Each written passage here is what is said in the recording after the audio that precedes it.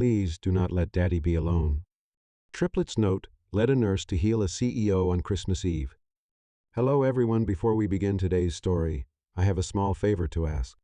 Please hit subscribe and turn on the notification bell so you never miss our channel's new videos. It is quick, free, and the best way to support us in bringing you more dramatic stories. Your support truly means the world to us. Where are you watching from? Drop your city or country in the comments below. Thank you very much. Now let us return to our main character. The night shift hallway of Northbridge Medical Center is silent, washed in the pale white glow of overhead lights. It is December 23rd, the air outside freezing and the quiet inside cold in its own way. Madeline Carter, a young nurse with soft brown hair pulled into a loose bun, presses her badge to the scanner and steps into the unit reserved for critical recovery patients. Her feet ache. Her eyes burn. But she whispers to herself, "One more night, Maddie. You can do this." A small folded note sits on the counter near the nurse's station, something completely out of place in a sterile hospital wing. Madeline stops mid-step. The paper is wrinkled, covered in thick marker strokes, written by the unmistakable hand of a child. No, 3 children. 3 different colors. 3 different handwriting styles. She opens it carefully. Please do not let Daddy be alone. Love, the Triplets. Her heart clenches. The words hit a place inside her she rarely touches. Her father passed away on a Christmas Eve 10 years ago. She had been the one whispering, "Please do not let him be alone," to doctors who never had enough time. The memory still stings. She looks around to see if any nurse misplaced the note, but everyone is busy, exhausted, rushing through their duties. A few shrug, saying, "Maybe it is for one of the patients," and move on. But something about the handwriting, the urgency in the strokes, anchors Madeline's attention. Before she can think too long, the charge nurse approaches with a clipboard tucked under her arm. "Carter, I need you on a special assignment tonight," she says. Room V5. The patient's name is Nathan Cole. Madeline blinks. Nathan Cole, as in the Nathan Cole. The charge nurse gives a subtle nod. Chief Executive Officer of Cole Industries. High profile. Very complicated case. He had a severe medical collapse last week. He has been mostly unresponsive since. Family access restricted. Madeline glances down at the note still in her hand. Restricted. That one word sends a small shiver through her chest. "Wait," Madeline says softly. Does he have children?" The charge nurse sighs. "Triplets. 3 little girls. Cute as can be. But because of the circumstances around his collapse and because of, let us just say, internal family conflicts, they have not been allowed to visit yet." The note suddenly feels heavier. Madeline asks, "Does this belong to them?" "Probably," the charge nurse replies. "Look, I know it is Christmas week. I know everyone is tired, but he needs careful monitoring. And he needs someone who will not be intimidated by his status or his reputation." A quiet beat. Madeline brushes her fingers over the marker-inked letters again. "Please do not let Daddy be alone. I will take the shift," she says. The charge nurse nods in relief. "Good. He is stable, but cold. Detached. The man has not spoken a word since he was brought in. Keep the monitors steady. Call the attending if anything changes." Madeline walks toward room V5, her shoes tapping softly against the polished floor. She pauses at the doorway. The room is dim, intentionally softened to reduce medical stress. Machines hum like distant whispers. A faint smell of antiseptic mixes with winter air drifting from the vent. Nathan Cole lies in the bed, strong features dulled by exhaustion. Even unconscious, he looks like a man used to carrying whole empires on his shoulders. His dark hair is tousled. His jaw is rigid, as if even in sleep he refuses to surrender. Madeline steps closer, placing the note gently on the bedside table next to 3 small snowflake keychains someone left behind. The moment she sees them, her breath catches. 3 children. 3 small tokens. A father they desperately want to see. She adjusts his blanket, careful and slow. She checks the IV line. She changes the water in the humidifier. She moves with a tenderness she learned the hard way through grief and long nights by her father's bedside. And then, in a barely audible voice, she whispers, "You are not alone tonight, Mr. Cole. I promise you that." For a moment she thinks she sees the faintest twitch in his fingers. But maybe it is only her imagination. Or maybe it is the beginning of something neither of them knows is coming. The night deepens inside Northbridge Medical Center, but Madeline Carter refuses to let her exhaustion win. Room V5 remains quiet, except for the rhythmic beeping of the monitors.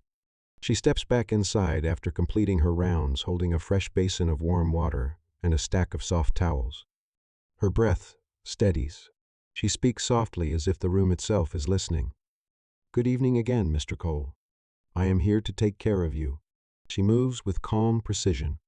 She checks Nathan Cole's temperature, his oxygen levels, the stability of his IV line. Everything is steady, but the numbers show a subtle tension in his body. She notices the way his fingers curl slightly toward his palm, a small detail that makes her pause. "Someone is fighting," she whispers, even if he cannot say it. She gently dips a cloth into the warm water and begins to clean his arms and hands. The warmth fills the room slowly, chasing away the sterile chill. As she works, she glances toward the bedside table where the Triplets note lies. The bold marker lines seem to glow under the lamp. She cannot stop replaying it. "Please do not let Daddy be alone." It keeps echoing in her thoughts, pulling at something tender inside her. She begins to talk the way nurses often do when they feel the silence might swallow a vulnerable patient. "I do not know your daughters, but they love you very much, Mr. Cole. They left that note with so much hope in every letter. Children do not write things like that unless their hearts feel something real." She adjusts the blanket up to his shoulders. The temperature in the room drops slightly as the ventilation system hums to life. She reaches for the control and lifts the heat a bit higher. Whatever cold power surrounds this powerful man, she refuses to let it win. A soft chime from the monitor draws her attention. It is subtle, just a shift in rhythm.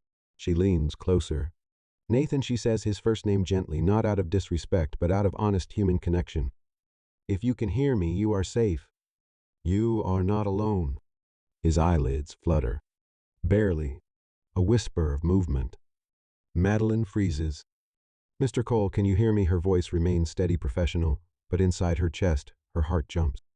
There is no full response, but she sees it, a faint movement in his left hand. A soft tightening, almost like he is trying to reach for something familiar in the dark. Madeline stands perfectly still, letting the room settle around them.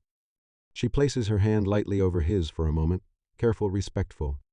His fingers twitch once more before relaxing. She draws in a long breath. This is not imagination. This is not coincidence. This man is trying to come back.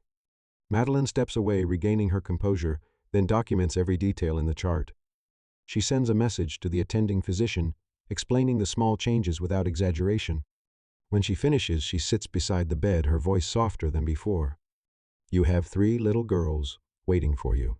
I saw their keychains here. I saw their handwriting. They are hoping for you to wake up, and I am here to help you get there." The room stays still, but something about the air has shifted, as if hope has slipped through the door uninvited. She checks the time. Midnight.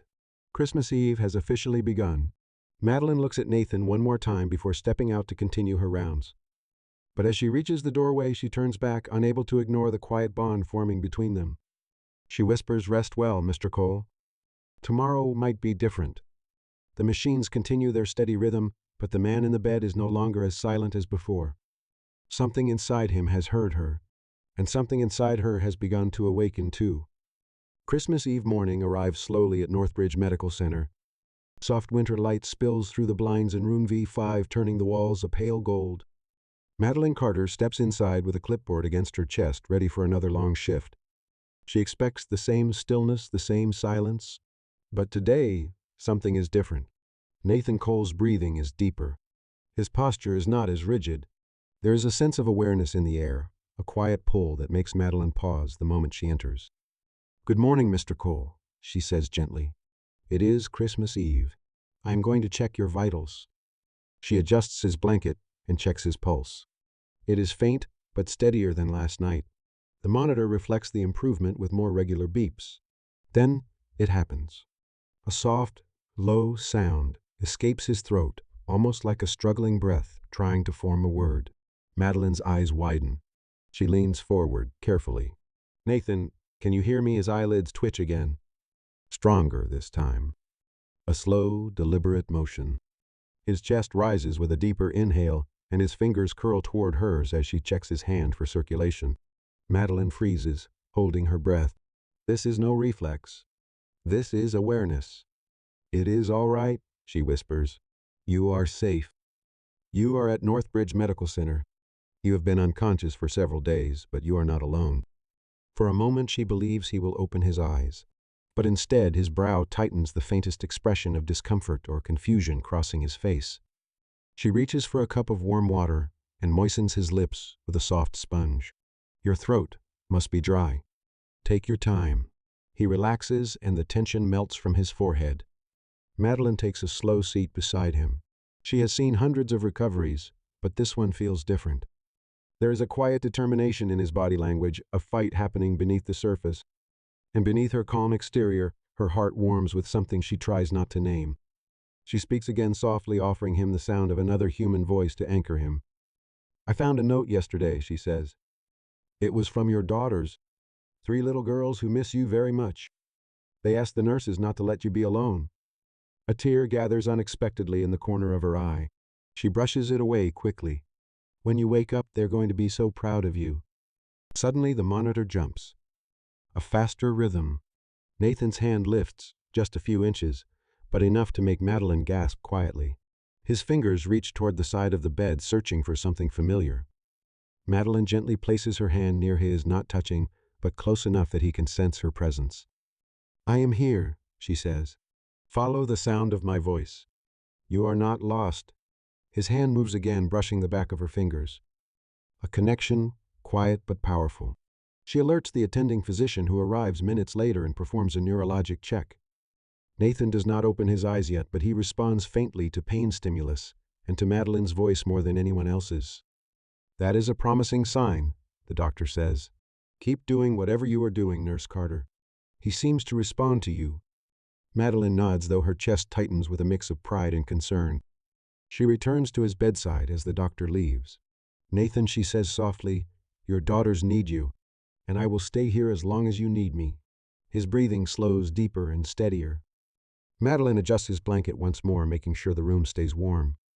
She sits beside him, holding the chart, but barely able to look away from him.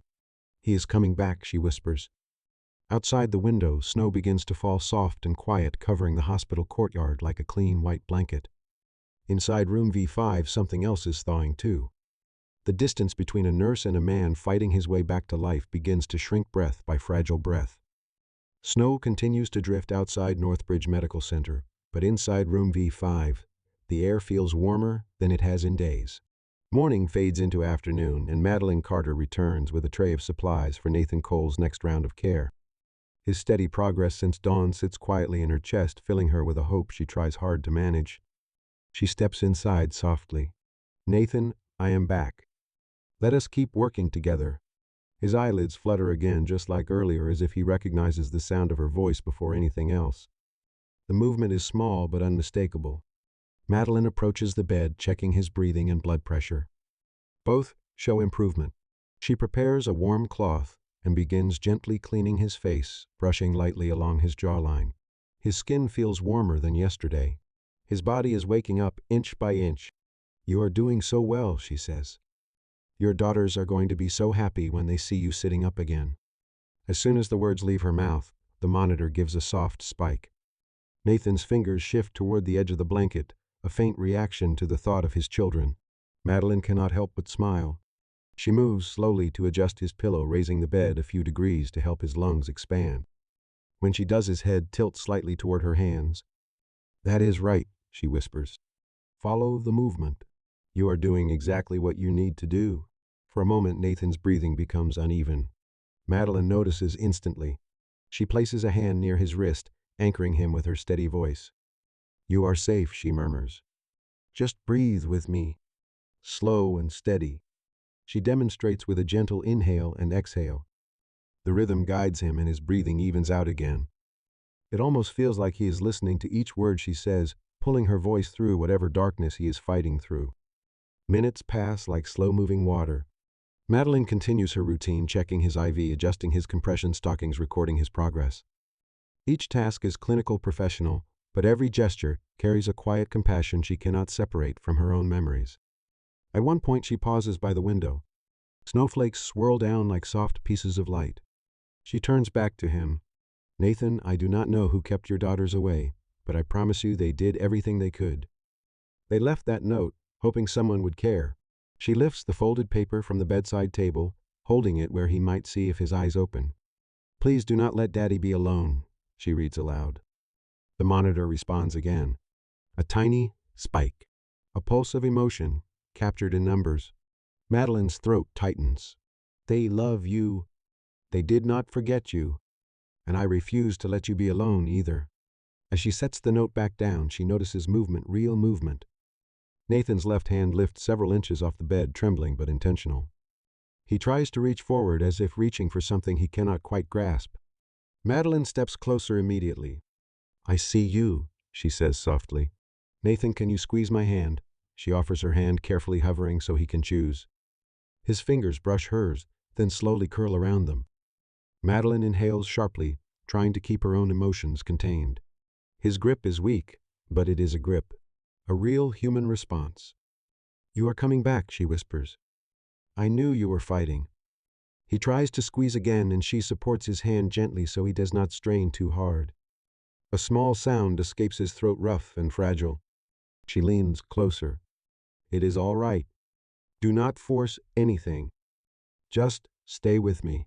She presses the call button and informs the attending physician of the new development.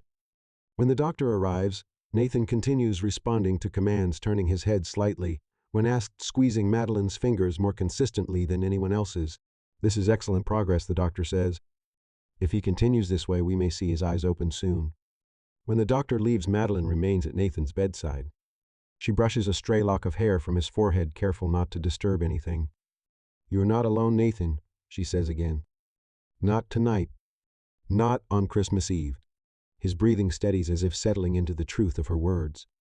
Snow continues falling outside the window, but inside room V5, something warmer than winter light begins to rise, quiet, fragile, and powerful enough to guide a man back to the world waiting for him. Evening settles softly over Northbridge Medical Center, and the glow from the hallway lights stretches into room V5 like a quiet invitation. Madeline Carter returns with a chart in her hand and a warmth in her chest that she cannot fully explain. After everything that happened earlier, she approaches Nathan Cole's bedside with a sense of anticipation she has never felt with any patient before.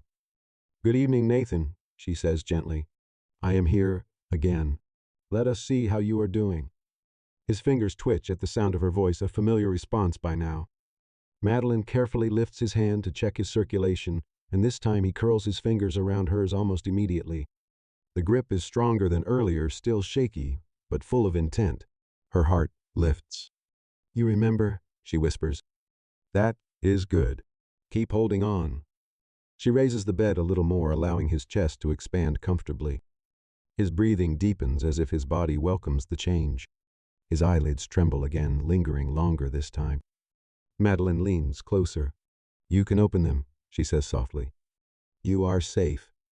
Your daughters want you to come back to them. And I am right here.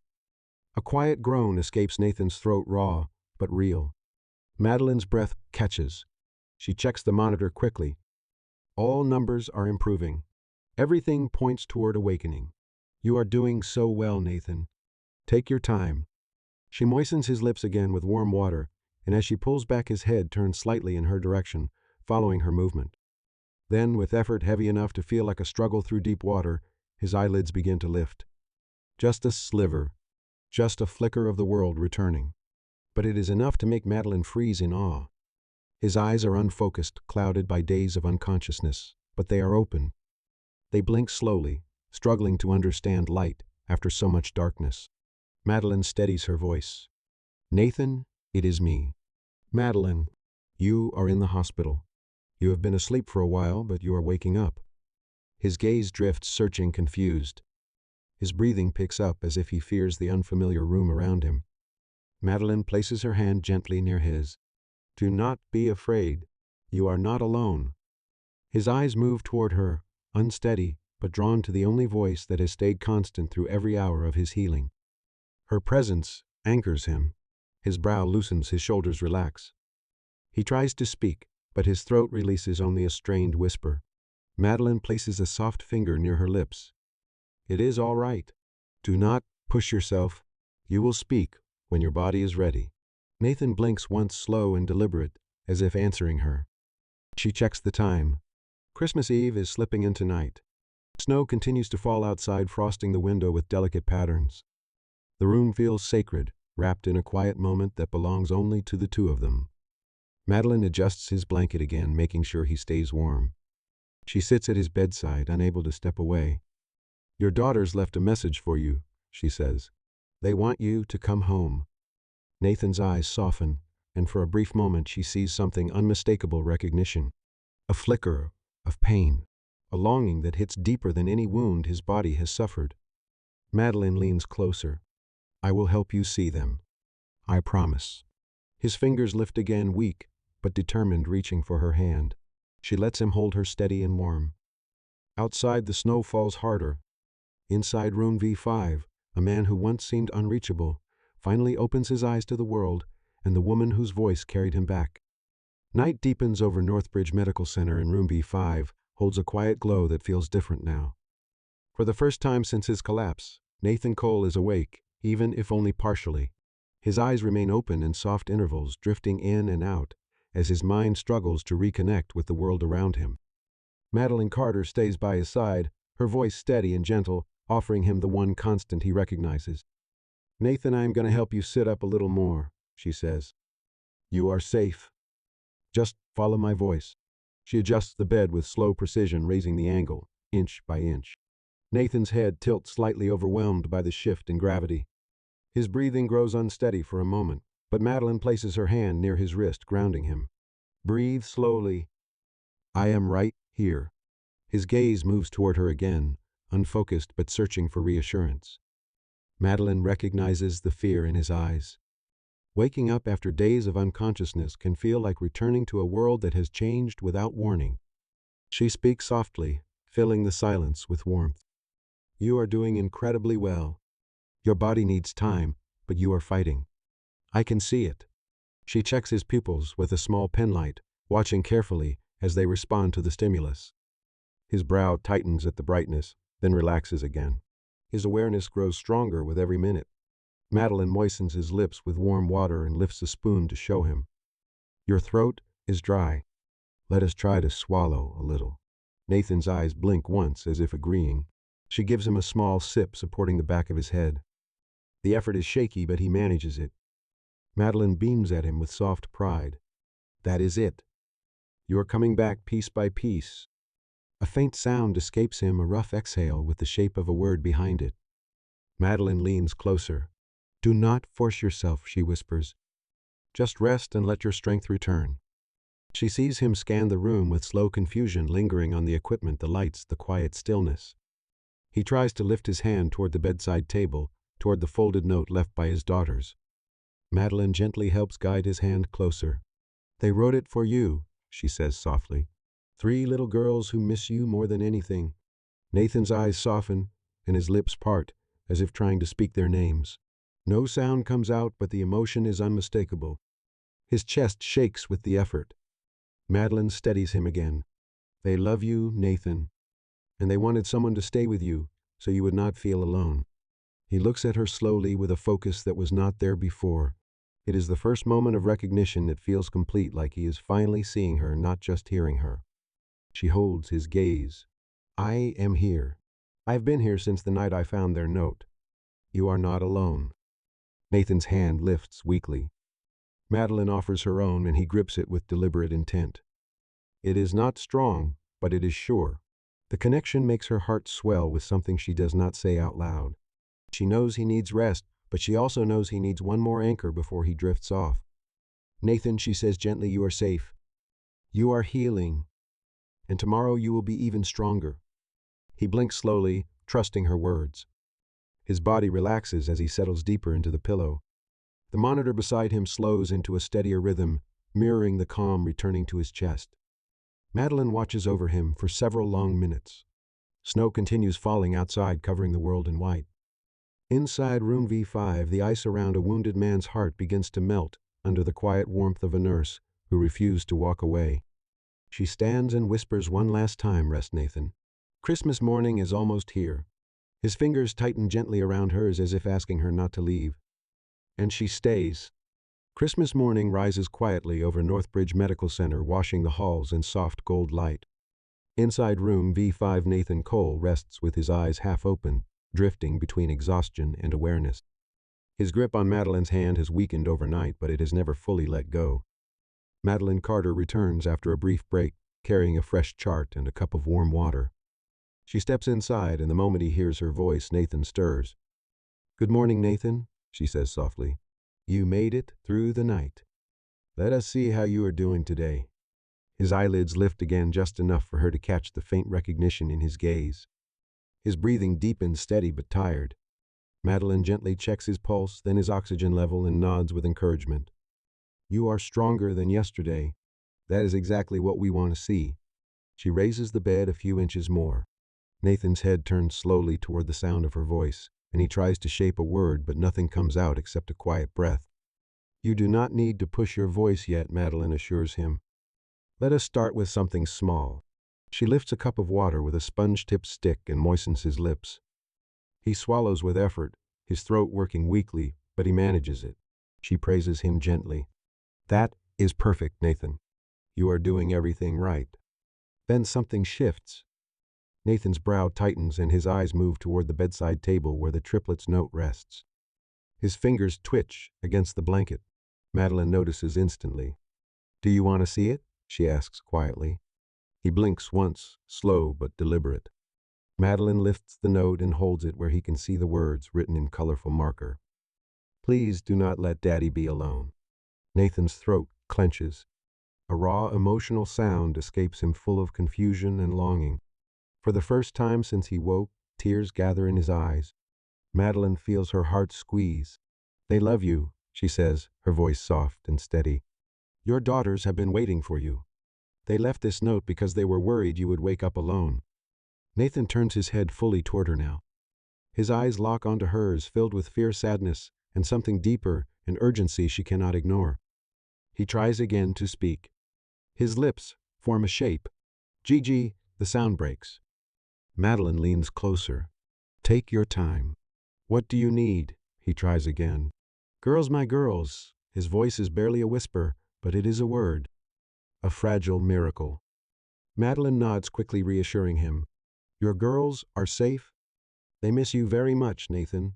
I promise I will help you see them." He blinks hard, as if fighting back a wave of emotion too heavy for his weakened body.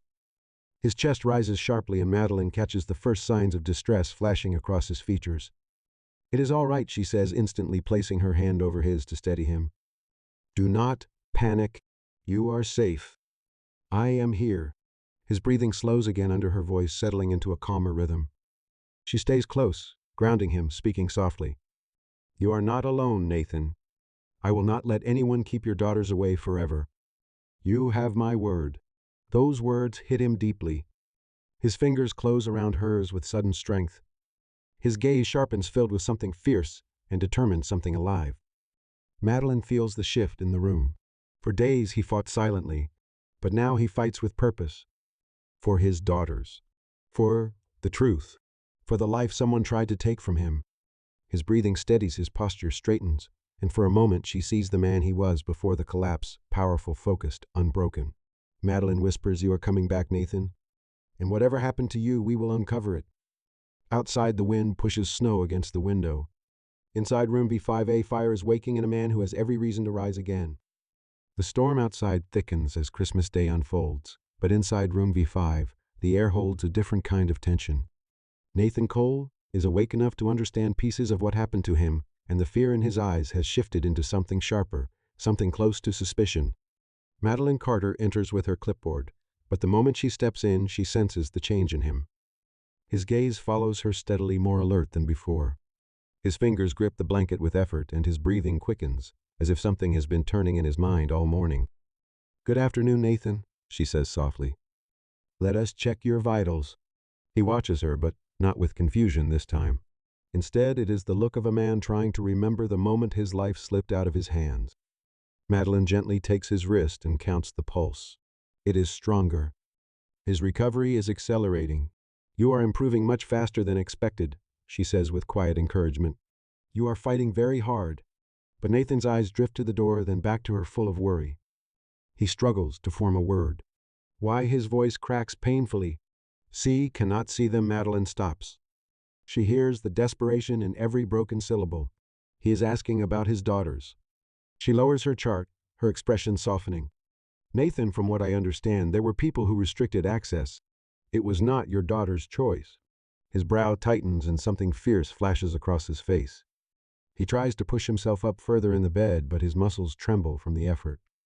Madeline steadies him immediately. Do not strain yourself, she urges. Your balance is not strong yet. But Nathan grips her hand with surprising force. His eyes sharpen and he gathers the strength to form one more word. Who Madeline hesitates. She remembers the fragments she heard from the staff, the nervous sighs, the half-finished sentences. She cannot make accusations without proof, but she also refuses to lie to him. I do not know yet, she admits. But someone blocked your daughters from visiting. Someone made decisions that did not protect your family. Nathan exhales sharply, chest rising with frustration.